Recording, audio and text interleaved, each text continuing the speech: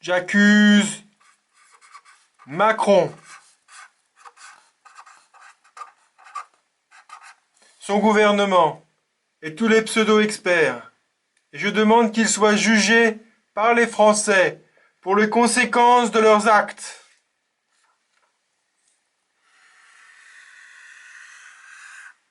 En France, il y a une certaine capacité de lits dans les hôpitaux, comme cela.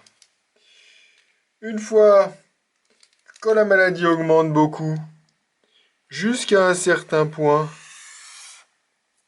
eh bien, les gens sondaient les hôpitaux, donc le nombre de morts n'augmente pas beaucoup, mais une fois qu'on a atteint le fait qu'on ne peut plus soigner les gens, alors dans ce cas-là, la mortalité, elle augmente aussi très vite. Bien sûr, sur des échelles différentes, mais le décollage, quand le nombre de lits n'est plus suffisant dans les hôpitaux, eh bien, cela fait très, très, très mal. Voilà.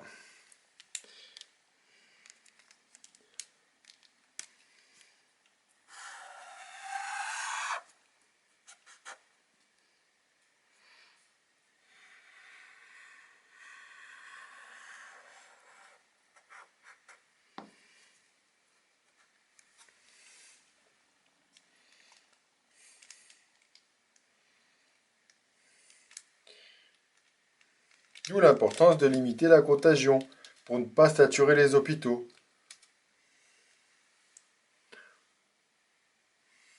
Sur le nombre de lits en chambre seule et en chambre à pression négative, on avait identifié sur cette première et deuxième ligne plusieurs milliers de lits. Donc on n'est pas aujourd'hui du tout en difficulté puisque certes il y a la grippe, c'est aujourd'hui la grippe qui occupe le plus les services de maladies infectieuses et réanimation et la pédiatrie, puisqu'il y a aussi des cas de grippe en pédiatrie. Donc on est plutôt sur une activité grippale saisonnière classique, mais on n'est pas sur une saturation de nos capacités d'isolement, que ce soit pour les maladies infectieuses, les soins intensifs ou la réanimation. Sur la réanimation, on est sur plusieurs centaines de lits dans les hôpitaux qui sont déjà identifiés. Donc, et on a évidemment des capacités supplémentaires si on devait mobiliser d'autres hôpitaux. L'hôpital français est prêt. Je suis là parce que notre dernier espoir, c'est vous, en clair. Mais vous en tant que président, vous en tant que protecteur des citoyens, on est au bout.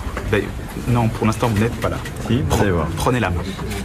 C'est très clair, je suis désolé. Mais prenez la main et donnez les moyens au ministre de la Santé, à Martin Hirsch, qui est derrière vous. Donnez-lui les moyens de nous donner les moyens de soigner nos patients. Les personnels hospitaliers, le corps soignant dans son ensemble a fait tous les efforts nécessaires. Nous sommes au bout, oui, mais on a besoin d'un choc. Il paraît que vous aimez bien les chocs, donc un choc d'attractivité. Il faut absolument refinancer en urgence l'hôpital public. Je suis vraiment désolé, mais c'est extrêmement important. Je ne suis pas là pour moi, vous avez compris. Je sais. Je suis là, vous savez qui est derrière moi? L'ensemble du corps soignant. Et on ne peut pas se contenter des effets d'annonce, je suis désolé. Non, mais moi je ne suis pas pour les effets d'annonce, je suis pour les effets réels. D'accord, mais on est passé par un an de déni. Après, on a fait le constat.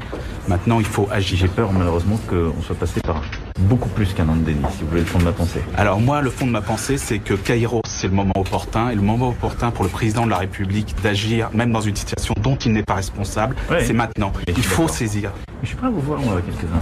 Eh bien, très bien. J'ai entendu. Je pense que je ne suis pas le seul. Non. Ok, très bien. Et je fais ce que je dis. Très bien, ok. Mais moi, j'attire notre hôpital. Merci. C'est ce qu'on lui doit. Oui, mais il a involé. Vous savez, quand il a fallu sauver Notre-Dame, il y avait beaucoup de monde pour être ému.